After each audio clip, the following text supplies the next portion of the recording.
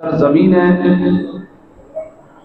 औलिया महरौली शरीफ के एक खित्ते गौसिया कॉलोनी की गौसिया मस्जिद में मौलाना हशमत साहब क़िबला की सरपरस्ती व क़यादत में उनके साहिबजादे नाइब इमाम और जिन्होंने यहाँ कुरान मुक़द्दस सुनाया नमाज तरावी की शक्ल में, आज उसकी तकमील शब क़द्र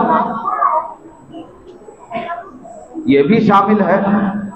आप हजरात की मोहब्बतें, शफ़क़तें, इनायतें और सैयद कैसर खालिद साहब ने अपनी बेइंतहा मोहब्बतों से आप हजरात को नवाजा, आपने भी उनको नवाजा। उनके साथ उनके साहबजादे और शाहिर साहब तशरीफ रखते थे। यकीनन ये तमाम चीज़ें मिलकर अपने आप में एक हसीन मौका हमारे आपके लिए पैदा करते हैं और उसके गवाह हम लोग यहाँ बन रहे हैं।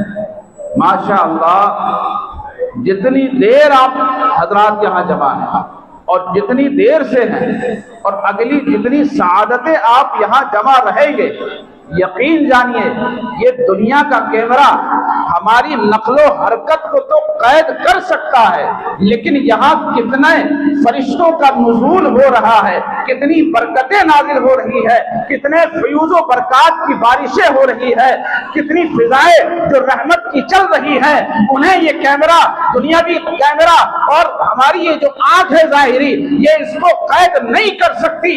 अगर कोई चीज कैद कर सकती है तो ये जो दिल की आंख है, ये जो दिल की कैफियत है, ये जो रूहानी कैफियत है, अगर ये जिंदा हो गई, न जाने यहाँ मौजूद किस शख्स की ये जिंदा है और उसकी बरकत से ये तमाम महफिल चल रही है और अल्लाह की बारगाह में इंशाअल्लाह अज़ीज़ मकबूल होगी बुजुर्गों के तुफैल।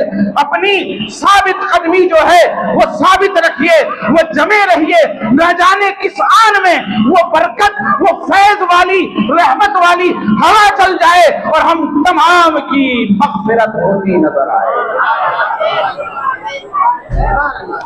ऐसे पुरमसर्रत माहौल में हम और आप जमा हैं, न जाने कब किसकी दुआ, किसकी नजर, किसकी मोहब्बत अल्लाह ताला तो कबूल हो जाए और हम तमाम को निजात का परवाना मिल जाए। पीना कुर्बान जाइए। अगर पूरे साल हम इसी कैफियत के साथ अपनी लो को रब से लगा लें तो हमारी कैफियत क्या होगी, अंदाजे से बाहर की बात है।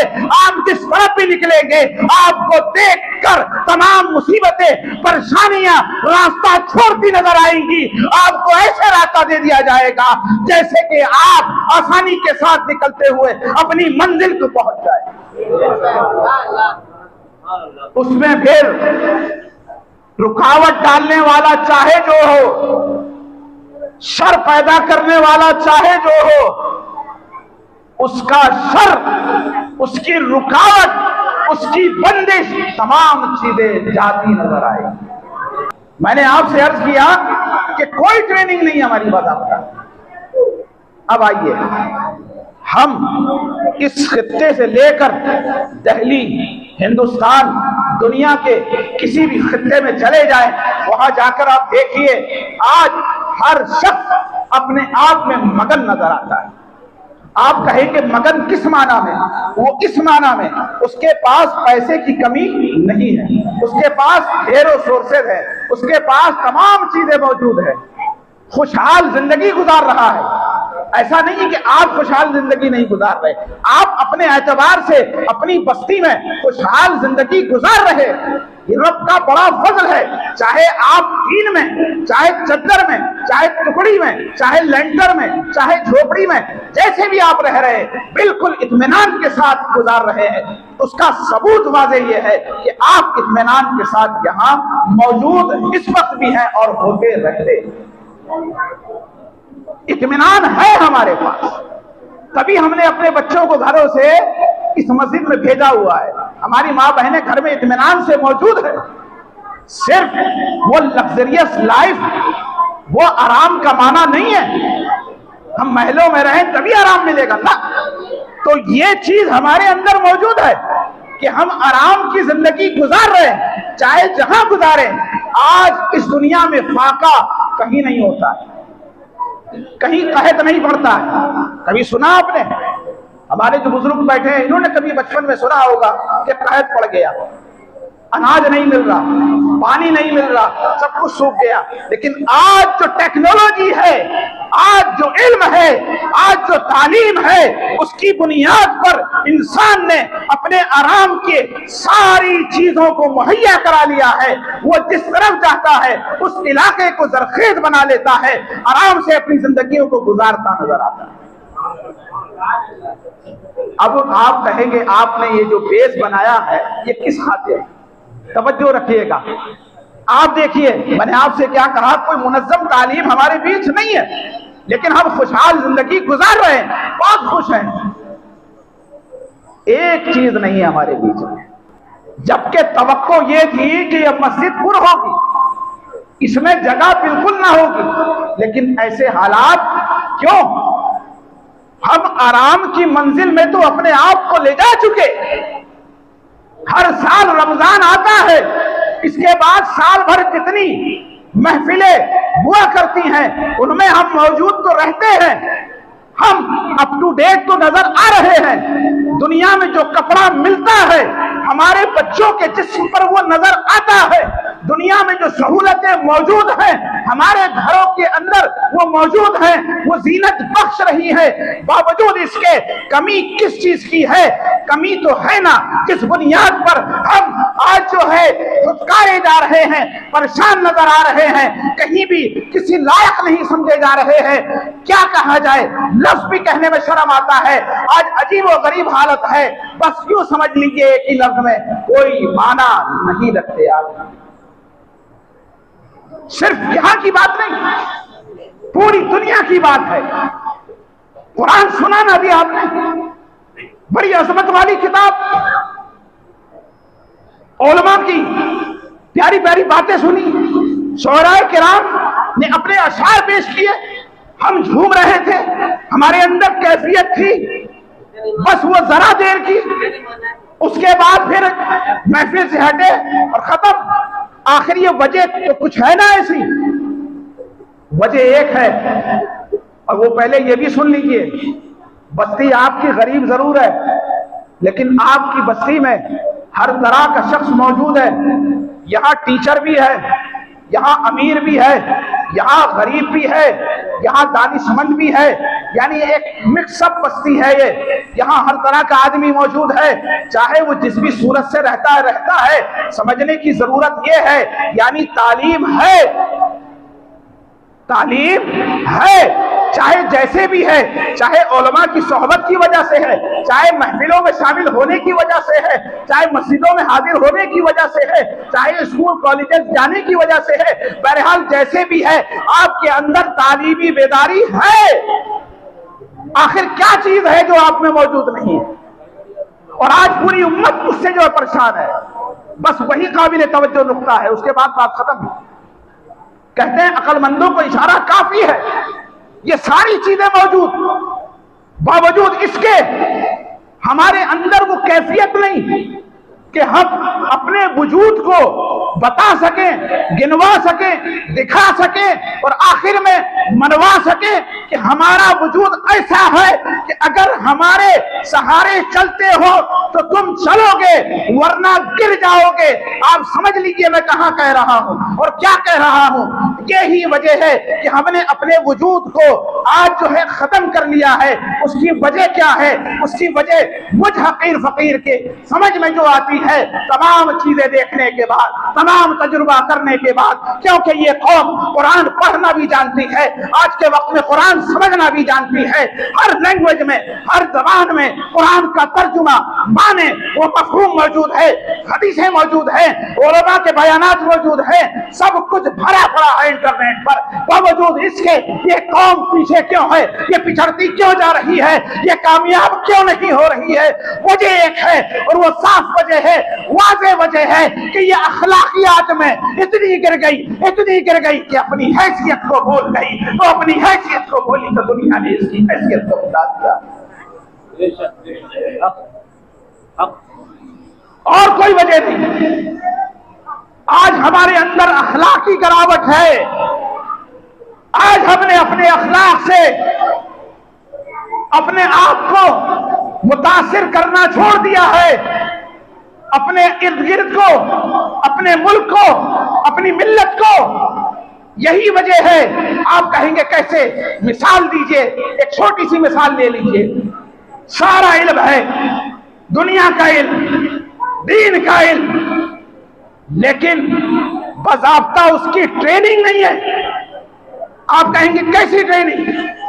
ट्रेनिंग ऐसी कि जिसको स्टेप बाय स्टेप आप फॉलो करके कामयाब हो जाए, ऐसी ट्रेनिंग आपके पास नहीं।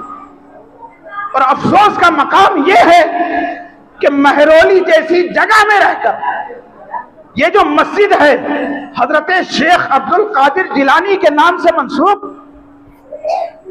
और पूरी बस्ती औलिया की नगरी, इस पूरी बस्ती में आप बताइए जो सूफिया का मिशन था, जो मकसद था, आज कहां पर है?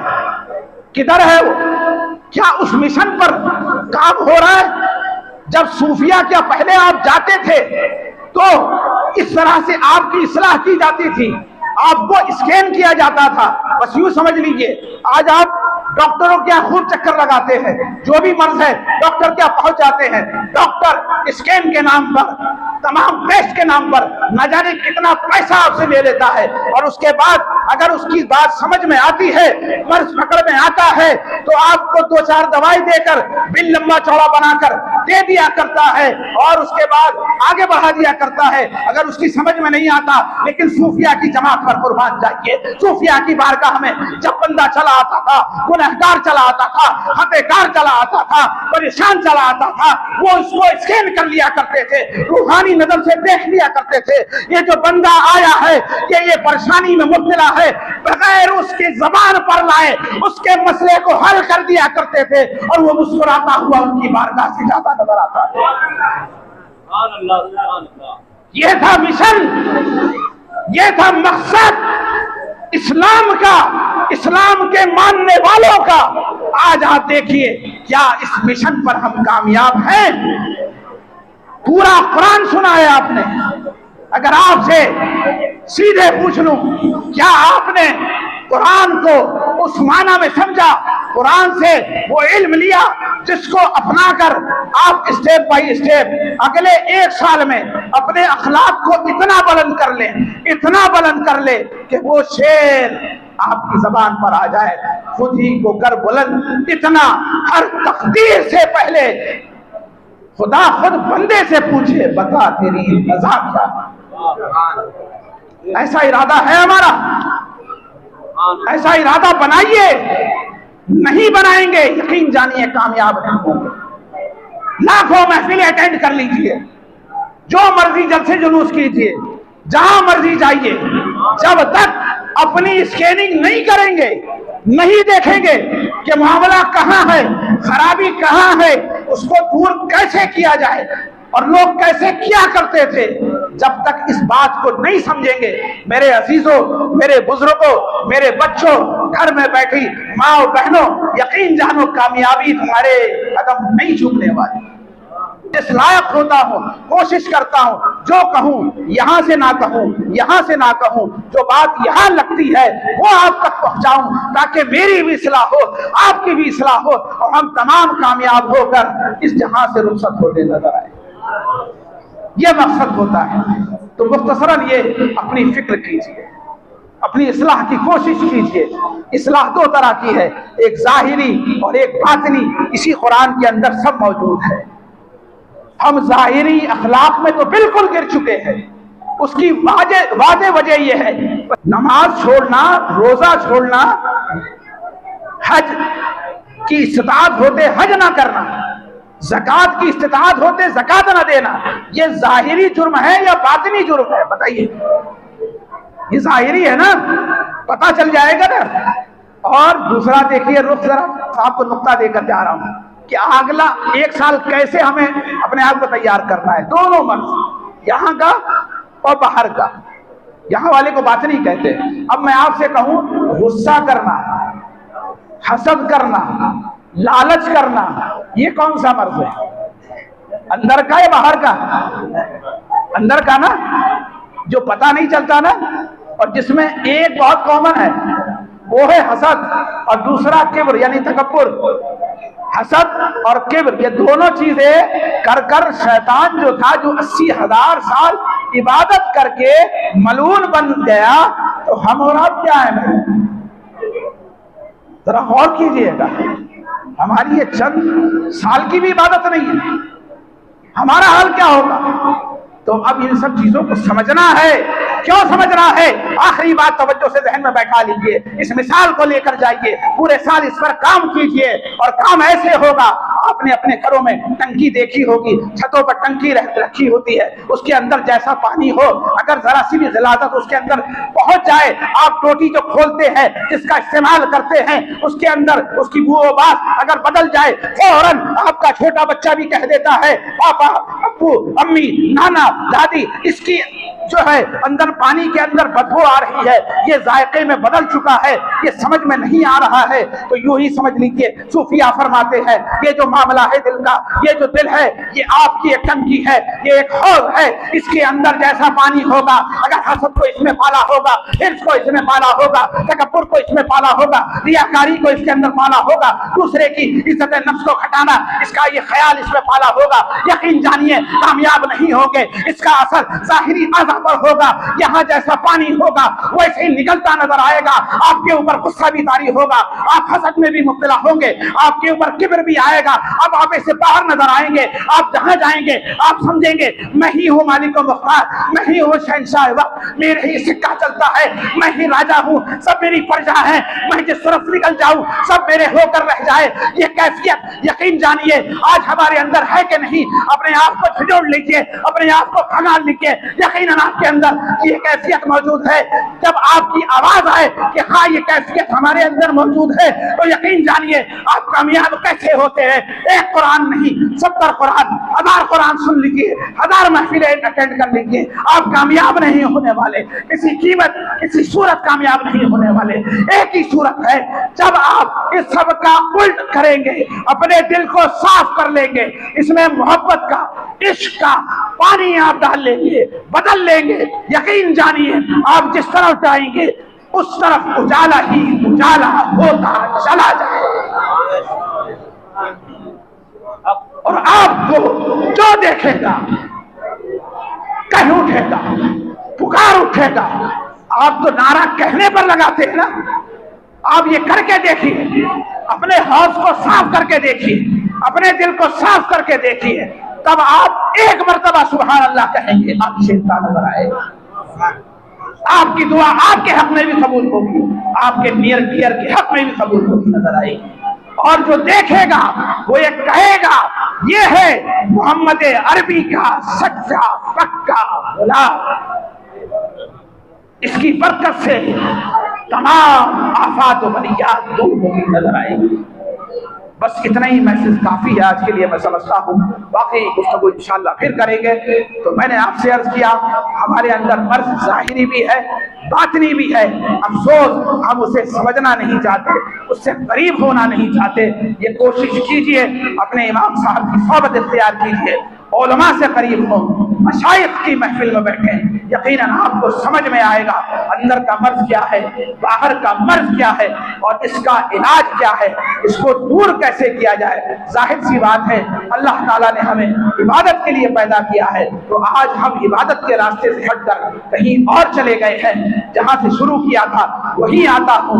आज 24 रोज की इबादत ने हमारे चेहरों को खिला दिया है, हमारे गुनाह हमसे दूर नजर आ रहे हैं, रूहानियत का गलबा है, हम झूम रहे हैं, हमारे अंदर कैफियत है। इसी कैफियत को अगर बरकरार रखना चाहते हो तो इलाज इस्लाह जो है उसकी तरफ आना पड़ेगा। यकीन जानिए, अगर आपने अपनी इस्लाह कर ली, आप हर जगह कामयाब नजर आएंगे। अल्लाह ताला हम तमाम को अपनी ज़ाहिरी व बातिनी इस्लाह की तौफीक अता फरमाए। कुरान पढ़ने, कुरान समझने और उस पर सख्ती से अमल की तौफीक अता फरमाए। व आखिर दावाना अल्हम्दुलिल्लाहि रब्बिल आलमीन। अस्सलामु अलैकुम व रहमतुल्लाह।